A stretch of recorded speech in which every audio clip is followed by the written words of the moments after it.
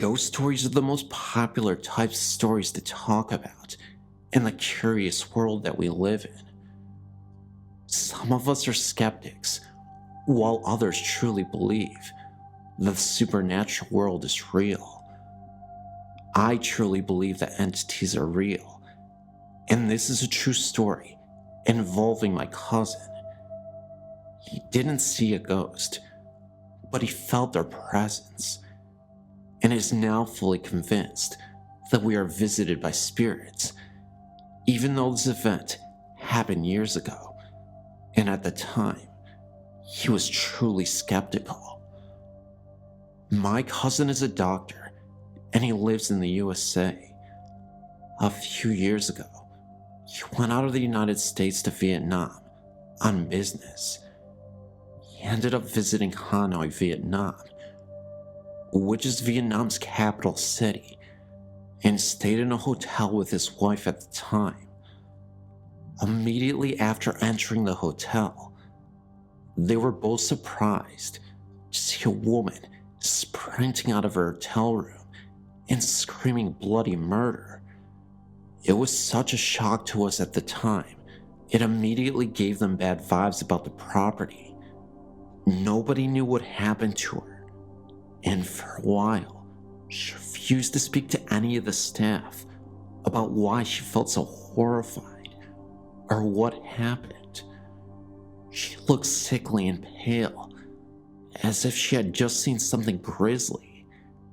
She was breathing heavily and hyperventilating. My cousin, out of curiosity, came up to the front desk and asked what happened. The staff said they weren't sure exactly what had happened, but my cousin mentioned that he was a doctor, and if they needed assistance, he would be happy to help. After a few minutes had passed, she collected herself. My cousin approached her and had a little chat. She swears that she wasn't just having a wild episode of hallucinations, and insisted what she witnessed was real. It was early morning, and the sun was barely starting to shine through the windows. The room was still dim, and the light was off. The woman had just woken up from her sleep. Again, still dark, but light enough to see the room. The hotel room she was staying in was massive, and she was in the kitchen making tea. From the kitchen, you can see into the living room. That's when she saw a man standing right next to the bed. It was the ghost of former president Nguyen Dim Dam. He was president of South Vietnam in the early 1960s, who passed away in a very terrible way. She also said that the night before, she saw a former Vietnam soldier staring at her from the window during the evening. My cousin, being a practical person, kinda dismissed it and advised her to just go home, take some medicine, and relax the rest of the night. Even after she had just calmed down a little, it was obvious she was still visibly shaken by this whole ordeal. My cousin and wife didn't take the room, but there was another couple that checked into the same room. When my cousin woke, he went down to the hotel lobby and noticed just outside the main entrance was an ambulance and a stretcher pulling two bodies into it. He asked the front desk attendant what happened. They said that the couple that checked in mysteriously passed away in their sleep, and nobody knew the cause. They suspected it was a heart attack. At this point, my cousin was starting to act a little apprehensive about staying the rest of the week there, but he continued to sleep at this hotel. His mind never let him believe that it was related to the last incident with the previous lady or tied to the paranormal. Until a couple nights later, all was silent. My cousin was a few doors down from the cursed room at the hotel. This is where it gets freaky. It was late at night, and my cousin was reading a Vietnamese book when the power started to go off and on. He looked out into the hallway to see if there was anything going on, and all seemed okay. He thought that maybe there was a problem with the electricity, so he called the front desk from his room. What he heard over the phone started to finally freak him out. He said that when he picked up the phone, all he could hear was heavy breathing, and someone hung up. Concerned, my cousin rushed to the desk. A woman was standing right there. He asked her why she didn't say anything over the phone after he had called. The woman said that he didn't make a call. My cousin insisted that he did, that he heard heavy breathing, and that someone else was on the other line, but the woman refused to accept his story. He also said that the lights flickered, and the woman began to grow pale. She urged him to bless his room, because there is something evil and it's disturbing the room.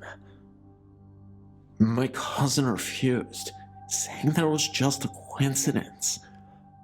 Finally, a few minutes later, his wife screams.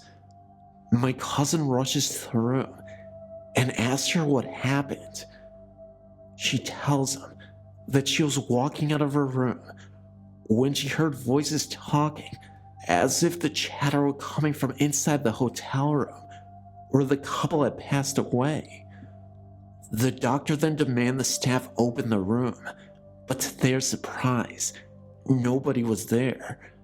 The staff even claimed that when they went into the room, the bathroom door was open and a dark shadow moved out of the bathroom and then disappeared. My cousin still dismissed everything. He said that things were just chaotic because of the first lady that stayed in the room, and everyone was on edge because of the death of the couple in the same room. He admitted it still creeped him out, but chalked it up to merely a very scary coincidence. However, if it were a coincidence, then how can anyone explain what happened in that room? It seemed to be the only room having issues, aside from the one my cousin was staying in, where he heard the voice over the phone. Either way, this was a pretty insane experience, and I don't know how I would have reacted if I was the one who was there instead of my cousin.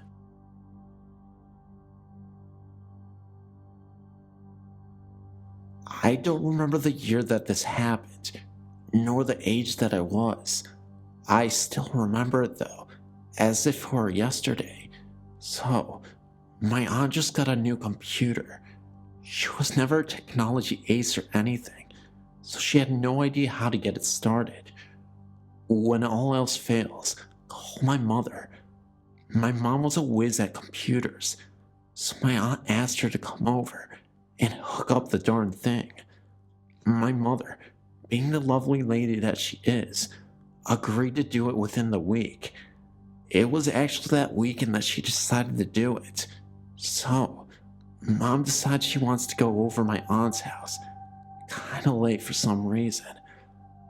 I was very young and couldn't stay by myself, so she took me along, since calling a babysitter at the last minute would be very rude. We finally got there. I look up at the house, admiring its large size. I did think it looked pretty scary though. We struggled getting inside because my mom couldn't see the keys. As soon as we did get inside, I was frightened. All of the lights were off and nobody was there, or so I thought. My mom wanted to get started with her work since it was maybe 9 o'clock already. She told me to stay upstairs and watch TV while she was in the basement, hooking up the computer. After a while of whining and staying upstairs all alone in the large house, I totally agreed. My mother stayed with me for about 5 minutes, showing me how to work the TV. I begged and pleaded for her not to go, but it was her duty as a sister to fix the computer. She finally went downstairs, and I was left alone in the huge living room. I decided to turn on the cartoons, thinking it would cheer me up a little. I finally started to calm down and even laughed at the silliness of the cartoons. Then, all of a sudden, I heard the loud noises in the kitchen. Apparently, my mom didn't hear it, and to me, she was God, so anything she said went. After she said nothing, I proceeded to ignore the noise, but then it happened again. I ignored it. It happened again. I ignored it again. It happened once more. By that time, I was so annoyed at the noise because it was disturbing my cartoons. I was so mad, I forgot my rule about my mom, and I jumped up from the couch, turned around, and almost yelled, "Shut up!" when I saw this mist in the kitchen. It seemed like it was in the shape of an elderly woman with a long white dress and long white hair. I was so shocked, I couldn't scream. So I ran as fast as my little legs could carry me, downstairs into the basement and into my precious mother's arms. I didn't tell her what happened, as I was still in shock, awe, and amazement at the creature that had stood before me. I only explained about the noises. She said she was hearing little noises, not loud noises, around where she was. I stayed down there with her because she said I could, especially when she saw my little white face. As I was sitting on the couch, playing with numerous toys that were scattered about, I heard a soft bark. Then I heard a whimper, and then another soft bark. I knew it was coming from the room that held the water tank and such. I thought about the dog, Oreo. It must have been him. But then I remembered he died about a couple months before. My aunt and uncle at the time owned no animals, not even a bird, and it was way too late for someone to let their dog out. Besides, I don't think I would have hurt a dog, as I don't believe anyone in the community even owned one. What frightened me the most was that poor little Oreo, a dog that had been banished to live outside for no reason and was never fed, died on the ground right above where I had heard the noise. I told my mom about this. She said that she heard nothing. I told her to hurry up with the computer, which she did because she was hearing things too. We both ran up the steps and out the door. After we looked, we ran to the car and got in.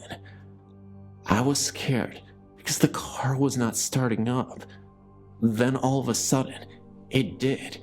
I was so happy to be out of there. My cousin had heard noises such as the one I had heard in the kitchen, except they were outside of the room. Also, my other cousin claims that he heard a noise in the oven, like something was in it. He opened the oven, and nothing was there, but he swears to this day he did hear something. Now, I mentioned in the title of this story that this was a traveling ghost. I say this because most, if not all, of that family's houses have had some sort of scariness to them. My cousin's current residence is just as haunted. Doors will open and close by themselves. One time, we were watching a movie. It was over, and I wanted to turn the lights on. When I turned them on, I heard a strange buzzing sound in the laundry room. It sounded like when the dryer is done drying clothes, only it was a steady, non-pausing sound. I walked over to the doors and started to put my ear up to make sure the sound was coming from that room. As I did so, all of the lights went off, and the DVD player suddenly turned on, much louder than we had it on.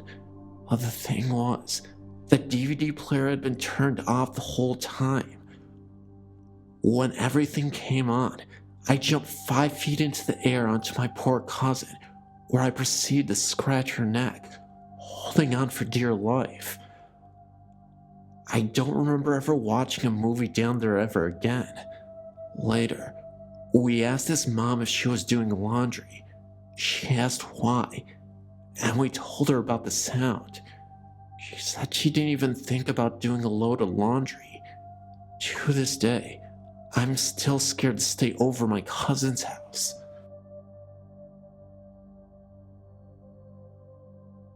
When my sister and I were young, we lived in a newer duplex in California. It was a small place with only 2 bedrooms, so my sister and I had to share a room. We had our beds on opposite walls, but they both faced the hall. On one side to the hall was my parents' bedroom, on the other was the bathroom, and in the middle of the ceiling was a big square fluorescent light. I think that's where it lived. I can't exactly remember when it started. All I remember is waking up in the middle of the night and seeing what I remember as the electricity man. It seemed to come out of the light, which my parents left on to help us sleep. It looked like a person, but seemed to be made from the light. This happened several times over the next few years we lived in the duplex. I never told anyone about what happened until about 15 years later. My sister and I had come to visit my parents. We're all sitting in the living room talking about our childhood when my sister had asked if I'd remembered anything strange about the duplex. I asked what she meant by strange. She asked if I had ever seen anyone in the wall. I then told her about my experience with the electric man. Turns out, she saw the same thing.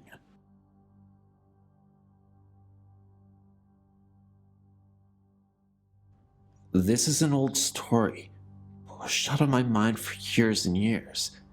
It was 1964-65. I was 4 or 5 years old. Our family, because of my mother's recurrent mental illness, bounced around from apartment to apartment, from shelter to shelter, with or without one or both of our parents in tow. There were 4 of us, and I do not recall if any of my siblings were with me when this happened. It might have been at a foster parent's house. I just don't know. I remember sitting on the side of a small cot in the waning light of a Chicago winter. There was an odd, really dark shadow on the wall to the left of me. It was the size of a small man, and I stared in disbelief, because it had a hat on and was in profile. The outline of the lips, the nose, the forehead was perfect. I was a pro at discerning what was real and what was not real even at that age, because of my mother's problem. And I tell you, I knew that what I was seeing was real, that I was not asleep, and that no shadow could have occurred that so accidentally duplicated the perfection of the human figure that I saw before my eyes. We stared at each other for a very long time, the figure never moving. I never told a soul, as I didn't want to be thrown in a loony bin too. This is the first of many encounters over the years. My mother had the gift. My sister really has it, much more than I.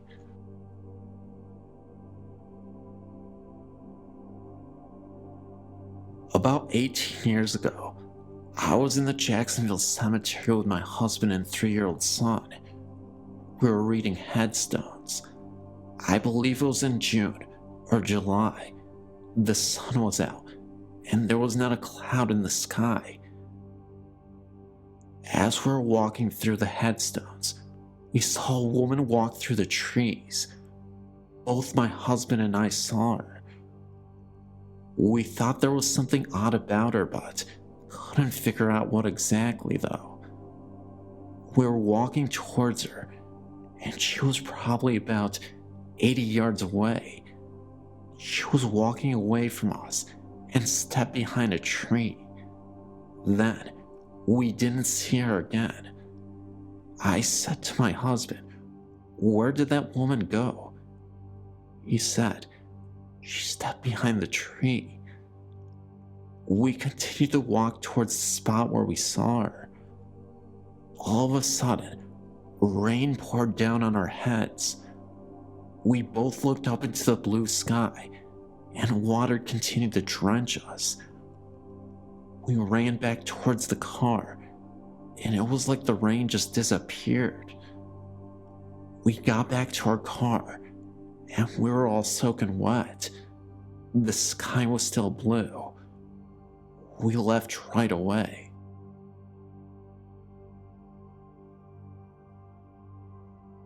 Hello, my name is Wanda. I've experienced a few things in my lifetime. This one recently, not scary or anything, but just strange. I lost a pet 2 years ago when he was still a puppy. Bernie got hit by a car and died all alone on the road while at my mother's care. I came home from work and we buried him. My brother and I loved him so much, I painted a stone on his grave that I'd done 1 year.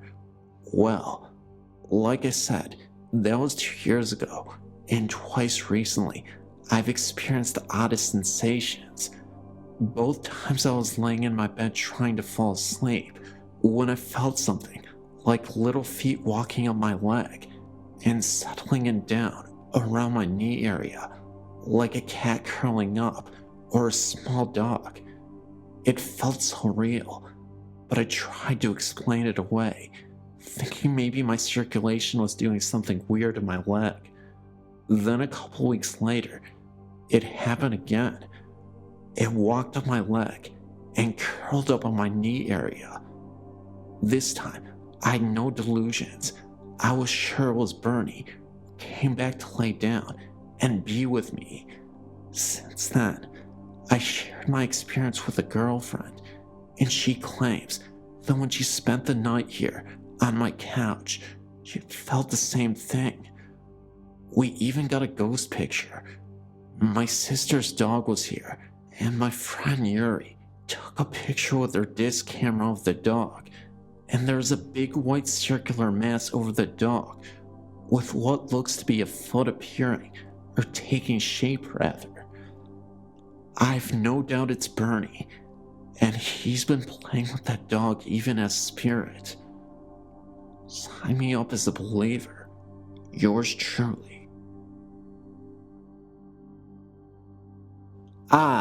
Well, it's a good thing that Bernie Sanders was a dog and he came back as a spirit, because who needs a dog when you have Bernie Sanders as a spirit? I don't know what I'm talking about, guys. Hope Bernie lives a long booty time. I didn't want to say the alternative to booty, you know what I mean. But guys, thank you so much for tuning into this extravaganza of a video. Please do your part, share this video everywhere you can. It would really help my channel to grow, and I'm not just saying that, you guys make a difference. So go on your social media, whichever page you have, whether it's Facebook, Twitter, anything, and share this video. Please comment and let me know which video you like the most, obviously, because I love you guys and I love interacting with you guys, and also it's just fun to talk to you guys in general. So guys, let me know what you liked the most about this video, what you liked the most about each story, or maybe you just want to tell me which story you like, or maybe you just want to say hi. I would love to hear from you because it feels like I've been gone for a while, guys. But anyway, guys, please like the video, as I said, and please share it, and please do whatever I say because I am weird. Anyway, guys, that's all I really have to say. I'm not going to keep this any longer than it needs to be, but I love you guys. See you in the comment section and enjoy. Oh, well, you guys probably did enjoy. Love you guys, though.